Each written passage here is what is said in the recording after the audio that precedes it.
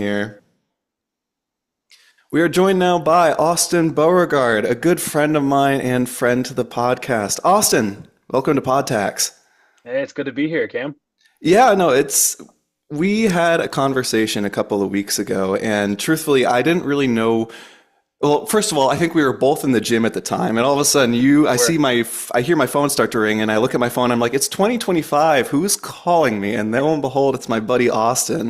And I'm like, Austin, of all people, I was like, is this about our fantasy football chat? But no, you actually called me up and wanted to talk about work, and Hmm. lo and behold, you've just started your own thing. But first and foremost, tell the people who you are, what you're doing, and Yeah, what people should know about you, other than just being a friend to me, of course, fair which enough. is Well, being a friend of you is the pretty most great. important thing. Of course. Let's Well, be honest. 100%. Yeah. So, yeah, obviously, my name is Austin. I'm a track coach, former track athlete. And what I just started is this Instagram page where I'm filming my own progress in track and trying to put out some good content out there that's helping people, hopefully helping people get inspired to get back into shape, whatever that looks like for them. Maybe providing good sprinting tips or whatever that might be, because that's where my passion is. Hmm. And it's been something on my mind for a while that I wanted to get back into competing, and I wanted to get back in really good sprinting competing shape, and I thought it would make a really cool Instagram page or something that people could follow and get behind and see what it could become. And when I saw you, post your stuff and get your stuff out there, I was like, man, he's just doing it, and he's not caring what people think of him, and he's just like putting out this awesome stuff. I was like, well, like Cam's doing it, then why shouldn't I? You know, and that's why I called you, because I wanted to pick his brain, because I was so impressed at the stuff you've done and everything. So I was like, let's go for it. And then honestly, when I decided to pull the trigger and do it, it was kind of out of the blue. I randomly started my Instagram account and I named it, put a picture on there, and I was like, let's just make a video. Went to Hmm. iMovie, put together a video, did a voiceover, and I loved it. And yeah, that's about where I'm at. That's awesome. And I mean, this is not the Gas Up Cameron podcast as much as I would like it to be sometimes, but I appreciate that. No, that Of means a course. lot. So so it's Back to Fast, right? That's what you ended up Yep. naming it. So Yep. tell me a little bit about why Back to Fast? Because when I first saw it, I was like, okay, is this like some sort of, because you're not physical training. I mean, well, training is your background, but Yep. recovery is not something that I would have associated with you. So is Back to Fast a Mhm. way of trying to inspire like the people that you're trying to reach out to get back into shape? Maybe they've fallen off the wagon, so to speak, insofar as their Mhm. physical fitness, or is it something where you're trying to say like, hey, this is what exists within all of us, and maybe it's Mhm. something that we can all get back into? Because I think the name suggests something that like lets people already know that this is part of them, right? And that's such an Mhm. inspirational thing, and it's such a subtle thing. So tell me a little bit about like when you were trying to like design this brand, when Yep. Coach B is like being like, what I want to create something that brings people in. How do you deliver that brand into something that Mhm. feels authentic to your own inspiration, right? Like, Yeah. tell me Right. about that. Yeah, so when I was coming up with the idea, which actually the idea came to me a long time ago. I just never pulled the trigger on it. But again, when I decided like I want to get back into competing shape, and I realized, I'm 28 years young, like I believe that the best physical years could still be ahead of me, but I know it's going to take some work to get there. And I wanted to beat my old personal best, which is my ultimate goal. Like I want to get back to being fast, Hmm. getting back to fast. And it's a I little mean, you misleading do because have the greatest calves on the entirety of the East Coast. oh my gosh. Listen, don't be gassing me up either. Oh my gosh. Uh, Anywho, so yeah, no, for me, it was kind of just getting back to that point, back to being fast. And the ironic part about it is like my times were never all that great on the track. mhm. Like I competed in a pretty low level Division 3 division, low conference. So like winning was pretty easy because there wasn't much talent there. So like I know that I wasn't ever all that great. So it's a Mhm. little misleading because if I get back to where I was, I still won't be all that fast. Mhm. But it's still like the name's kind of catchy. So for me, it's just about getting back to where I was, and seeing where I could go. No, that's awesome. You actually touched on a point that I had down in my notes. So let's actually go right back a little bit. Yeah. You mentioned about like you were somewhat of a big fish in a small pond, so to speak, Yeah. Division 3 athletics. So Yep. Remind me, so Houghton University, are you guys Division three? Yep. Division three. Okay, so when you see your student athletes come through and you find that the right balance, because we see like with college sports and in sports in general, there are some people who are just more naturally talented at a different thing. Like we can, I mean, the NBA draft was last night, and these are 18-year-old kids just being thrown into the NBA. And so it's like, where do you find the balance as someone who's, as an instructor, of managing the people who have maybe just that innate talent, but then it's like they have this, the versus the people who are like may not be as gifted, but like have not necessarily more passion because everyone has that passion if they are going Yeah. to do that. But it's like, where do you find the balance of like validating the experience on the Mhm. extreme of talent versus people who need to grind a little bit more? Right. Yeah. It's so interesting because it's so dependent on where you are, you know? Hmm. Like for instance, like where I was the only person that hurdled, you know? Hmm. So like I was like, oh, he's the hurdler on the team. He's a big deal. But if I went to literally almost any other school, I would have been like, oh, he's just on the team. I would be more of like the guy that's there. Let's make him feel good, you know? So it Hmm. depends. And, for me, it really comes down to what themselves. You Hmm. know, and I have a range of everyone. I have people that are like competing for national titles and are like really motivated and really want to do well. People that want to get to nationals. People that are just there to have fun. People who are just there to make friends. And for me, it's a slow process of figuring out where everyone's at. Hmm. And not putting my expectations on them. Because I want the big stuff. I want to get to nationals. I want to compete. I want to win. I want to do all these things. But Hmm. like not everyone is wired that way. And track itself is a beautiful sport where it attracts a lot of different type of people, and there's a Hmm. place for everyone on the team, within the sport. And so for me, it's really about meeting people where they are and trying to figure out what their goals are Hmm. and how to get them to become the best version of themselves. I remember I had this one girl who, she was an okay high school athlete, took a year off to go to some different school in between coming to college, and she lost a lot of shape.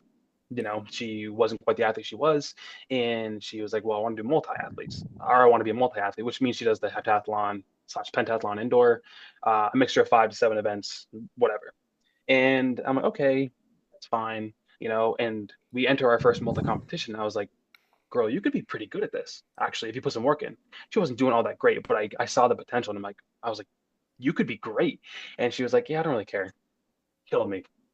Couldn't stand it. I'm like, what do you mean? Like I'm seeing this potential in this girl that probably could have been a better athlete than myself, Hmm. like with starting from honestly way worse, and you don't care. Like it killed me.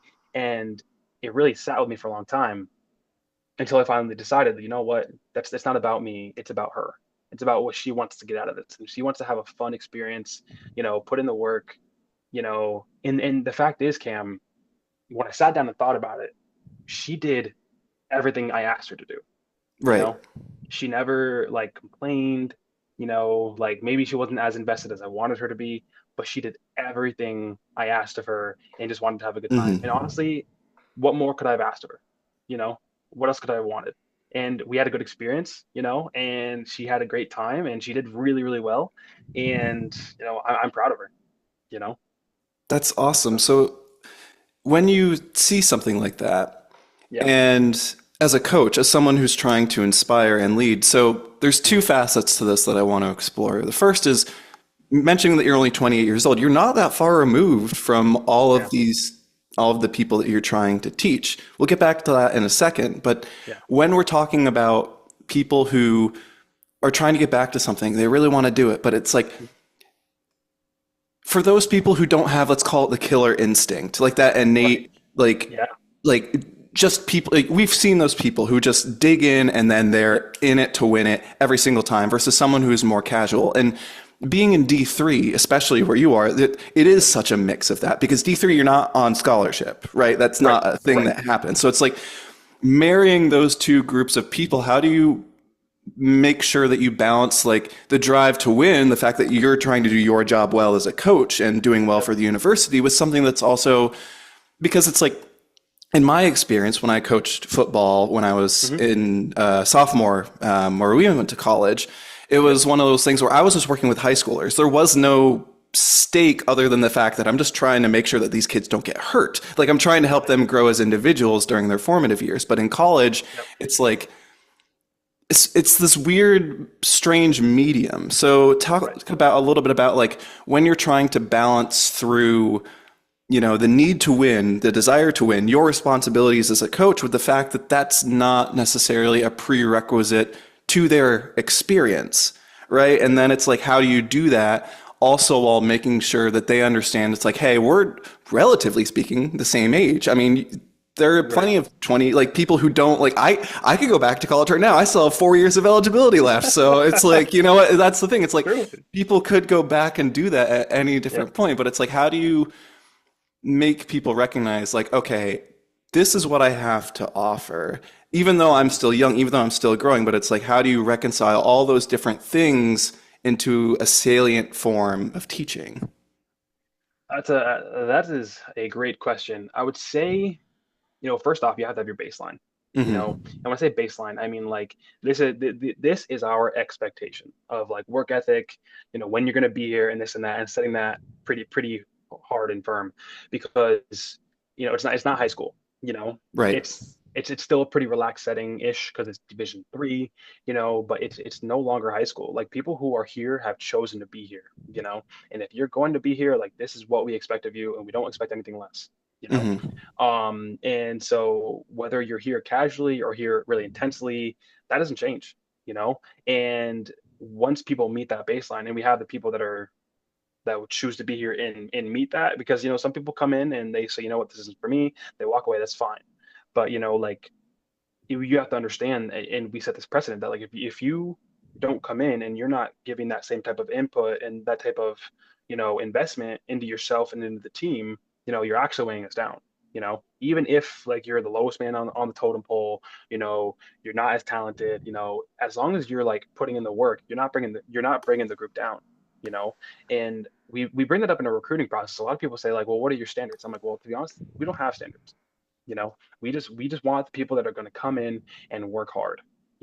Obviously there's a soft standard in our minds where it's like, if you're running X time, like, I'm sorry, no, like Yeah, I don't know if I maybe. could get out there and like, my Yeah. my knees are starting to hurt. Like 29 years of age, like I don't know. Like I could do sprints, but Right. you know, Yeah, right. No, no, things are starting to click. It's rough, but it's all yep. right. Oh We, yeah, we my work through it. shoulder pops every other day. Thanks. So it's like, Yep. I could run, but that's about it. So. Right. So, it's just about that, I think, and then again, it kind of comes back to like, where does everyone want to be, And what's cool about our program is like, we do have that range, and even some of my best athletes are some of the most relaxed. Hmm.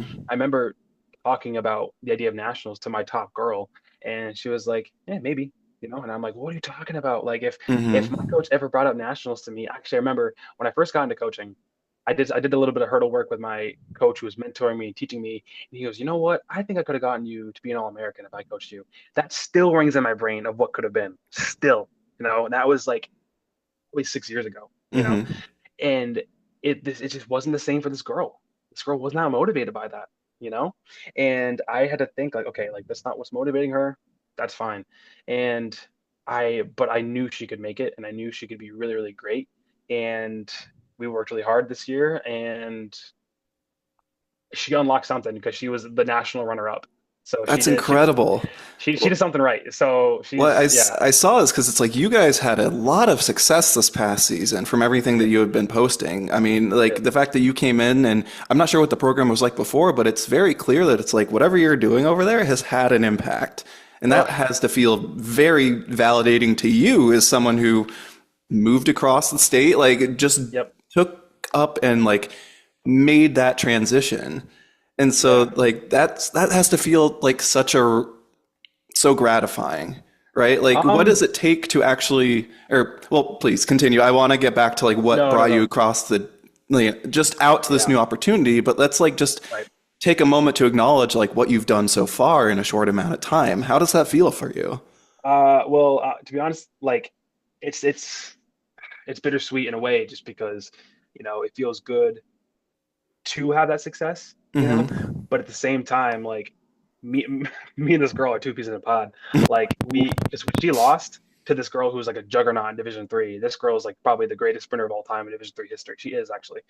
And we fought after the finals. We met, and she's like, "Coach, I want to race her again." And I'm like, "Yeah, you do. Yeah, me too." Love that. Yeah, The exactly. Yeah, start get the documentary crew on campus now. I know, right? So like, both of us have this fire within us of like we just want to get back after it again. We're trying to figure out like how can we be better? How can we have this a similar type of jump next year? You Hmm. know?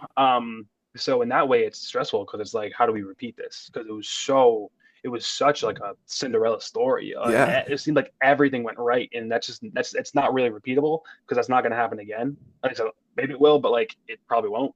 So it's stressful, but I mean, just trying to have gratitude in the moment. Yeah, it's pretty awesome. Just Hmm. having such a good year, first year here. Um, but when I found the job, I was like, listen, like they have everything I need to be a successful coach, which my last place unfortunately just did not. Just with lack of facilities, Right. great athletes, awesome people, honestly awesome administration. Everything about the place was great, other than the lack of facilities, which was really big hurdle to get over. And Hmm. so that was a big pull for me with this new job and a place where I could build the foundation of my going forward. Um, and uh, and yeah, that's about it. So to take that leap of faith and to do something new, because what you did Yeah. is not anything that's easy by any stretch of the imagination. Having a family, having a child, was it your first child on the way at the time, or is it Nope. He was born he was born, but still toddler, very right? young. Like what? Yes, So like 1.5, I think. Yeah. so how did you balance saying like, hey, this is an opportunity for us, and especially like it, you know, it's more accessible in 2025 just because a lot of work can be remote, but this is not Hmm. that. Like this is you like Yep. the idea it's like, hey, let's as a family, let's come together. And it has to be so nice to have that support system to pursue this, but it's like where do you take that passion, that energy and actually like convert it into something that's like this is a huge step for me, for my family, and like where is the balance of necessitating, the need to provide with actually following your passion there? Like where how do you reconcile those two things? Yeah. I think like it was such a leap of faith. Hmm. And I think that's been a big thing for me is, I mean, and like faith is a huge thing with me, and Right. that was a big thing for me, like a lot of prayer, just like, hey, like, is this what we want to do? And we felt like we were being told that this was the move, Hmm. and when me and my wife were looking at this job, because originally, like, we're kind of in the middle of nowhere, and I so do know yeah, Western New York has it's a bit flat out there. Yes, oh yes. yeah, oh yeah, it's about a 45-minute drive to Walmart, Oh, that's so fun. Yep. it's all good. I mean, We're used to podcast, it. we're used We're to it. Vermonters, okay? Yeah, Exactly, we're used to exactly, yeah, we're used to that. that. But when I sent her this job, online, I'm like, oh, like cool, like D3 head coaching job in the middle of nowhere, and she replied, Hmm. don't even look at it, don't even, you know. Oddly enough, I was like, you know what, it's a good fit. I'm going to apply for it. They got back to me very quickly, and then when we interviewed, like we drove through the town just to like see what was around, and we were like, okay, we're like this is going to be a really nice experience, like learn how to interview Hmm. for like a real job, and then take that for my next thing. And then, after I interviewed, and I was separate from her, and she was with my son all day, Hmm. and we both got back in the car and started our trek home. And she goes, "What do you think?" And I'm like, "Babe, I don't know. I think this might be it." She goes, "Yeah, me too." I'm like, "Really?" And for her to say that after just like not meeting all the people that I met and being involved in the community, like it was totally this whole like we're gonna do this together thing. Hmm. And what's funny is like I turned the job down after I went Really? on I the didn't interview. know So I that did. part. Yep. That's interesting. So like what brought you Yeah. back to it? Was it just Well, something was inside me was calling, and whether that was God or whether that was just my own, like, I need to be there, whatever it was, I felt the need to get here. Mhm.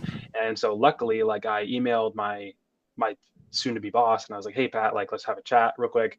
And I was like, I've been doing some thinking and I would like to be reconsidered for the position.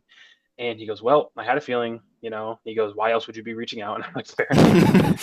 No, And he when goes, you want to yeah, take him out to dinner, get to know him a yeah, little yeah, bit. yeah, Yeah, yeah, yeah. yeah, yeah, drive 6 hours just for coffee. Yeah. Yeah, absolutely. Uh, Yeah, they have some good and coffee out there, though. I'll give them yeah, credit. Yeah. it's true. No, we do. It's totally true. Local New York coffee beans, don't you know? Yes, sir. Homegrown. Yes, yes, sir. uh, and he said, well, we're interviewing someone tomorrow. He's flying in tonight. We have to give him a fair shot, and we'll let you know. I said, okay. And at that point, I'm like, you know what? It's out of my control. We'll see what happens. He got Hmm. back to me a few days and said, we want to offer you the position. And I'm like, well, I'm there. And from then on, we knew it was going to be an adjustment because we don't have any family around, so we Hmm. knew it was going to be kind of a kind of a chance.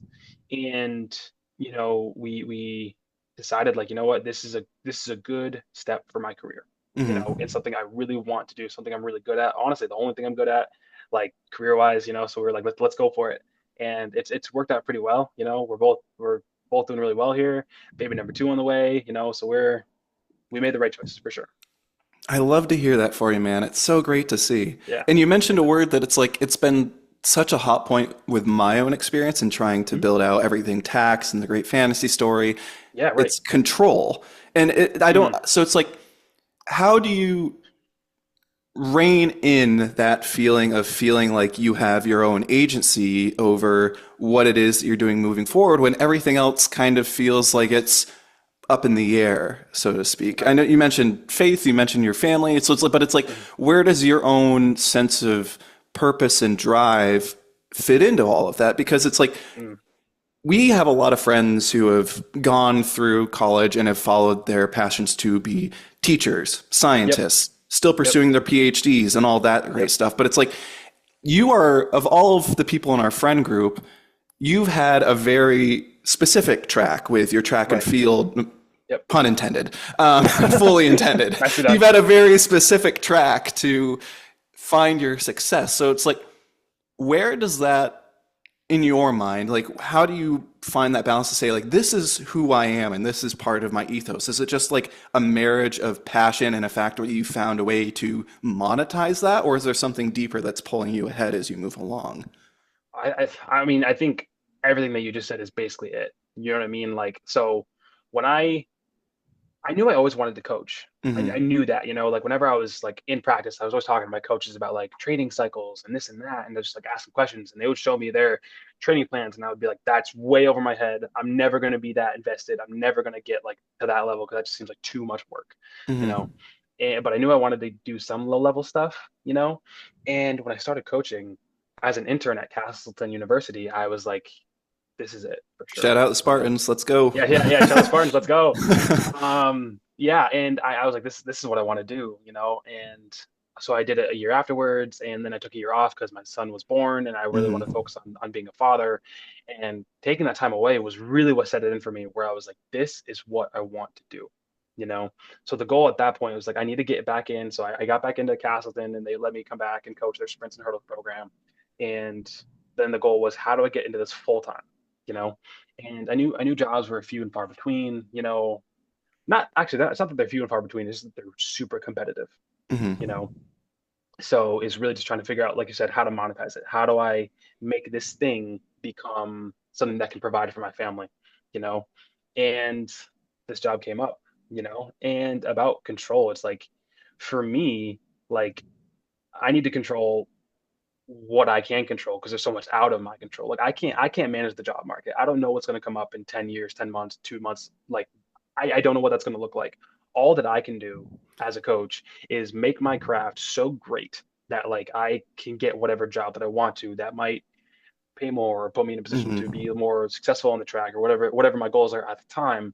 But like for me, what I'm controlling right now is what I'm putting in, so I'm like constantly studying, I'm constantly reading more, constantly doing more to make me a better coach, because like the things that have made me a better coach to this day is coaching and just doing it and being with different athletes and solving different problems.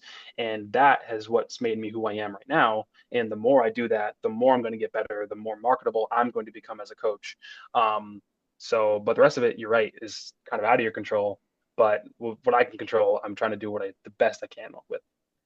Yeah, man, that resonates so deeply because it's like there's only so much we can do. And when you're speaking about like the job market, I mean, I can't imagine that there's like an easy apply button for all of these different track and field jobs. Thankfully, it's like you're in a job that's hopefully recession proof. Like that's got to feel somewhat gratifying because it's like when you're talking about like commerce, what you're marketing, like your Right. product is your talent and your knowledge. So it's like you can actively fuel that by doing your own research, by working with different mentors, by Right. going across the country. So tandem to that, when you face a challenge within your role, what like the things that, because when we think about work, like you're not in what I would call like a traditional job. Like when people think of But no. like their classic 9 to 5, like everyone when you're going for like, oh, I'll end up at this office and do this. You're doing something that you love. So it's like, Yeah.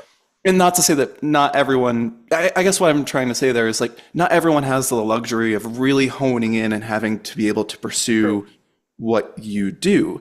And it's Yep. interesting because it's like you and I are approaching this like the pursuit of building something in our own companies. It's like we're going at it from Right. two different spectrums. It's like Right. on your end, you have your day job and then Yep. you're building back to fast like now on the side. Whereas like my day job is what would people would consider like the side project. And it's like I have to Right. start on the opposite That's end. It's so like, great. oh, I need to actually get something in the meantime that's going to pay my bills. So it's like it's interesting just because it's like if you put us together, I feel like we have like a really solid thing going. I'm not saying it's For like a sure. yeah, but it's like so when we're talking about challenges and moving forward and Mhm. trying to build something, staying grounded to the purpose is so important to the task at hand.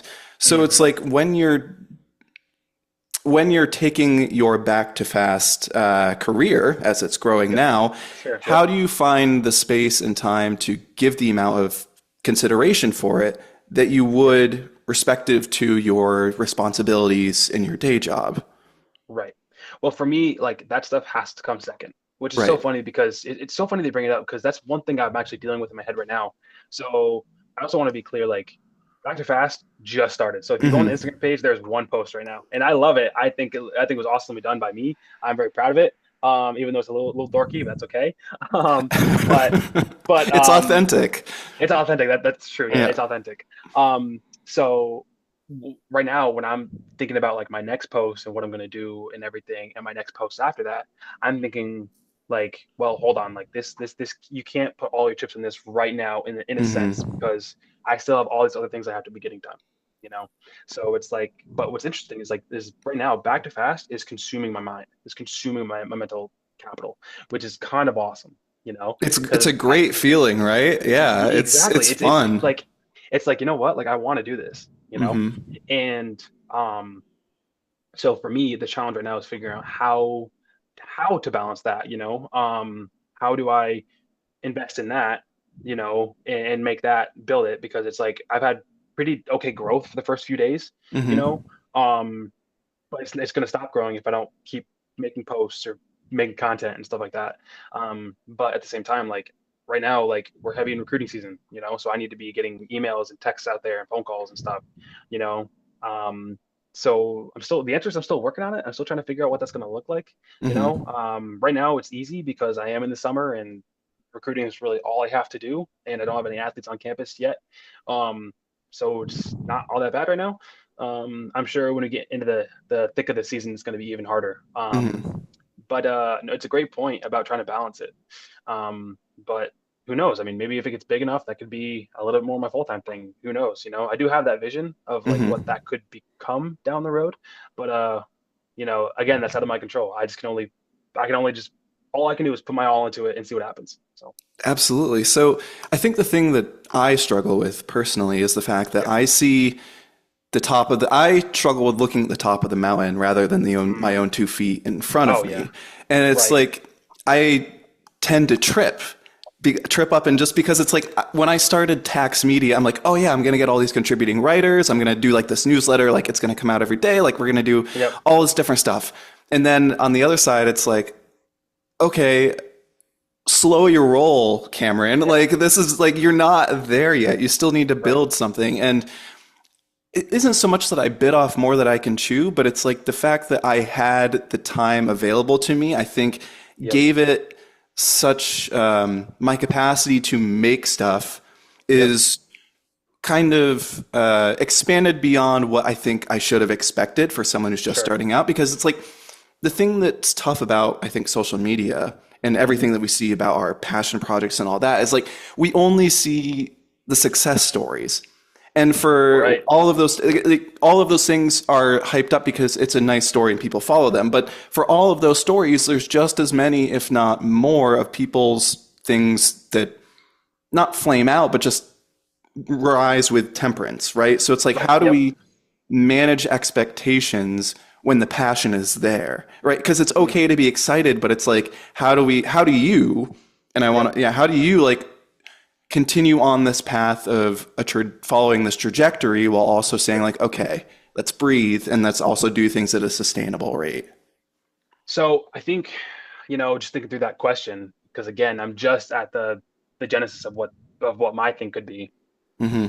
I think coming back to why I thought this could be a good idea is because I think it's a good idea and it's fun, you know, Yeah. and trying to like leave the expectations at the door, because right now I have 28 followers and I'm like, sweet, I got 28 followers in 3 days. Let's Oh go, yeah. After this It's podcast awesome. post, you're going to get up to 29 Let's go. Let's go. approximately.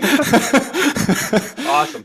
Hopefully you get a few more from mine too, because I'm gonna post it on my thing. So but anyway, like, you know, for me, I struggle with the same thing because like I'm looking at these guys that kind of have the same type of platform. Like there's one guy, he's a doctor, and he competes in these like individual like track meets, and he's post college. He was a D1 athlete. He was a football pro, and he's actually fast. So I'm like, I mean, who am I to do this with my like low caliber, like low ability to sprint? Like who am I to do this when there's other people out there that are really really talented, you know? And I think the important thing is just to forget all that, Hmm. and say, you know what, like I did this because I want to document my journey and what I want to do, you know, and who cares what other people are doing? Who cares what else is out there? Like, I think if we're both really consistent with what we're doing, we continue to put the passion into it, like good's going to come from it. And I think good is relative. Like maybe tax media takes off and gets thousands and thousands of followers, and maybe back to fast Yeah. blows up and gets a couple hundred followers.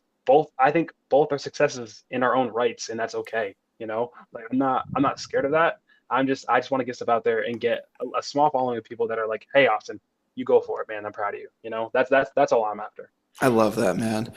Well, I Yeah. want to be conscious of your time, so I'll get you out of here with this final question. Coach Beauregard, tell the people, like, what do you want to coach the world on? For those that are listening to this podcast, Ooh. whether they're starting their own business, pursuing their passion, growing what they need to grow, or just trying to figure out how to manage their life, whether it's their family, their friends, all that. What do you want? What's your words of wisdom to the public today?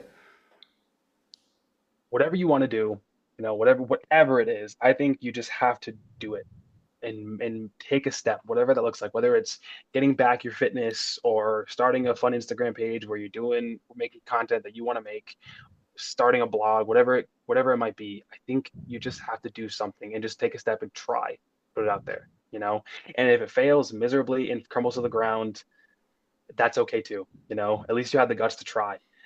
I say that with full knowledge of back to fast might top out at 30 followers, and Hmm. that's okay. I'm proud of myself for just putting myself out there as someone who doesn't like to be in the spotlight, doesn't like people to know who I am that much. Like I know it might fail, and that's okay. So if anyone has something that they want to do, just take the first step and see what happens. That's my piece. Love it. Love it. Austin, thank you so much for being on Podtax today. Let's Yes, do it sir. again sometime, man. This was 100%. fun. This was great. Yeah, it was awesome, man. Thanks for having me.